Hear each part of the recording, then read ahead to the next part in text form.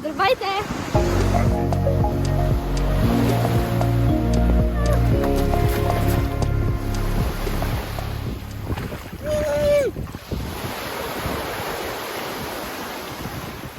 Здрасти! Поздрави от Бяло море. Намираме се на Ситония и дойдохме до тук с нашата Mazda MX-30. Нашето пътуване към Солун започва сега. С добра поличба намерихме безплатна станция за зареждане на нашите приятели от Kaufland, за което много им благодарим. Купихме си баничка и кисело мляко и 5 кг моркови и тръгваме на пътешествие. На добър път. Тръгваме от София в 4:00 на 96% заредени и времето е леко киселко, точно за път.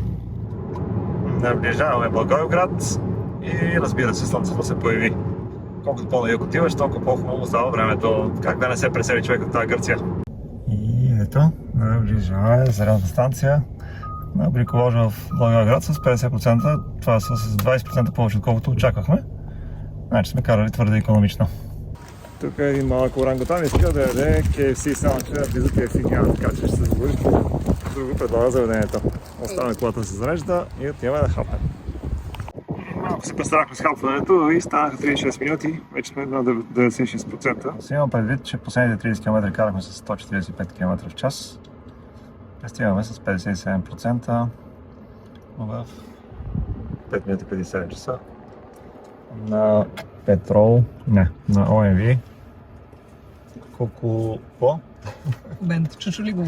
45 минутно зареждане до 100%, за да може да скочим до самия Солун безпроблемно. След половин час зареждане на OMV-то тръгваме с 98% заряд и прогнозен пробег 165 км. Остават ни 128 км до Солунската Икея.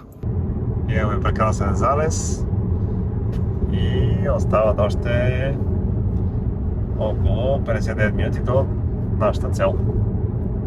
Леко изоставам от графика, но това е поради просто причина, че караме с 99 км в час при ограничение 120.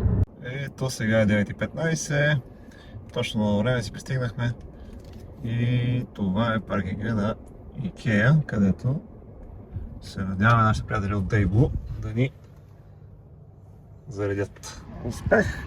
Започваме да зареждаме от 25% до нещо по-трудно към 80% и мисля да си ходим.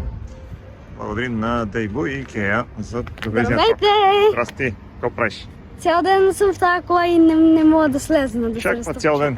Цената на зареждането в Гърция не е по-скъпа от цената на зареждането в България в момента.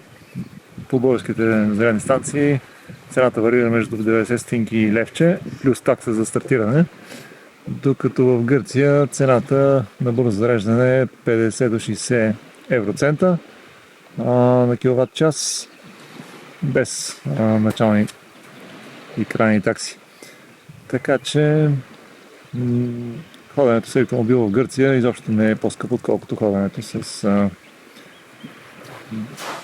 двигател с вътрешно горене, защото бензина и дизела в Гърция, както знаем, са по-скъпи от тези в България. И смешни крака. Чакай. И някакви... това са ръце, така. Браво. Браво. Баницата е 8 от 10. Вариант първи много е солена, второ много е голяма, трето суха е. На здраве!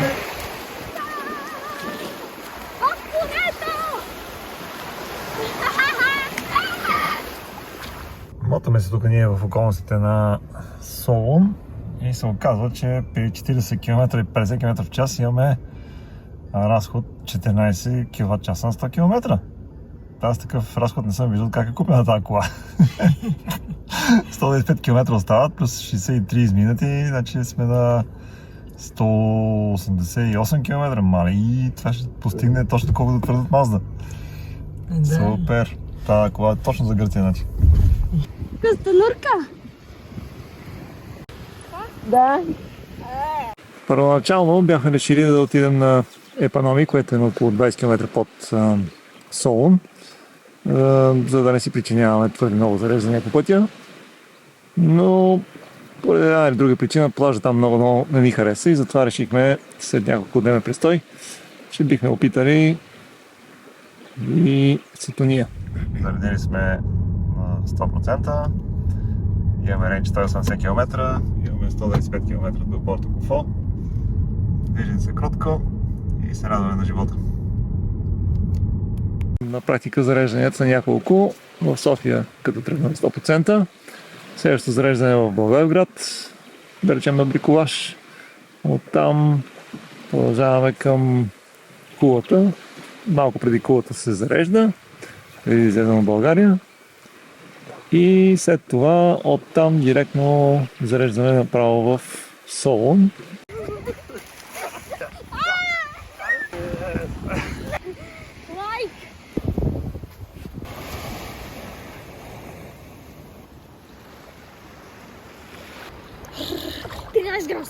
Днес цял ден плаж Кириелици работи за нас. Нямаше никакви други желащи, но в 16 градусова вода да се къпят. Но пък луди всякакви с електромобили ходят по никакво време на море. А ягодите къде отидоха, бе, момчета?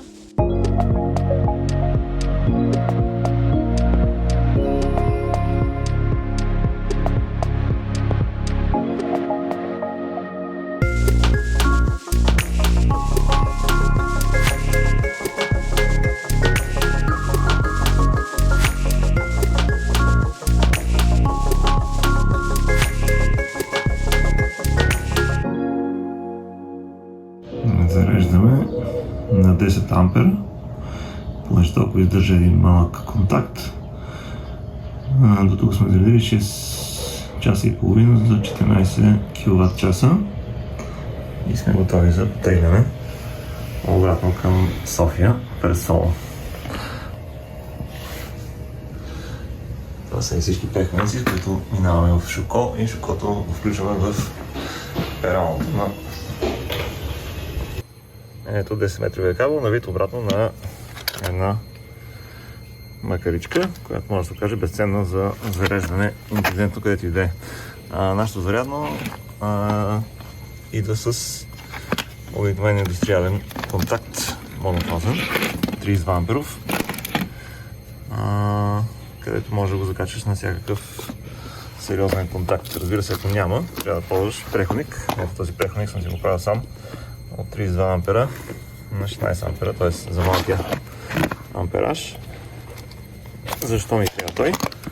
Защото това е твърде голямо, а това е с подходяща големина, за да го включа в следващия преходник, който е от индустриален 16 амперов контакт до Шуко. И после Шукото, разбира се, отива в контакта на домакина. Аз предлагам да се връщаме. Готови сме за тръгване, заредени на 100% с любезното съдействие на хотела Порто Куфо. И в този сегмент се движим добре, с прилична скорост. Пътя не предразполага към безопасничане, така или иначе. Стигнахме в Солун на 19% и зареждаме на Еко LP Future. Един час по-късно сме заредили, даже за 50 минути. И сме готови да тръгваме в 2:15, след като хапнахме, пинахме и на път към Кулата. Имаме 150 км пробег, имаме 98 км до границата. Тоест 50 км аванс, който ще се стопи сега, като се качваме нагоре към планината. После ще се дозаледи на спускане. Пристигнахме на Мари Костиново с 18% заряд и каране около 110 км в час. Добре. Теб се отвози. Така. Това е много модерно, бе. Какво говориш? Аз съм против модерните неща, гледай тук. Така не, школа. Да са ми сторили. Ето, сега сме вече на Ойвито в Благоевград с 33% оставащи и още 100 км до София.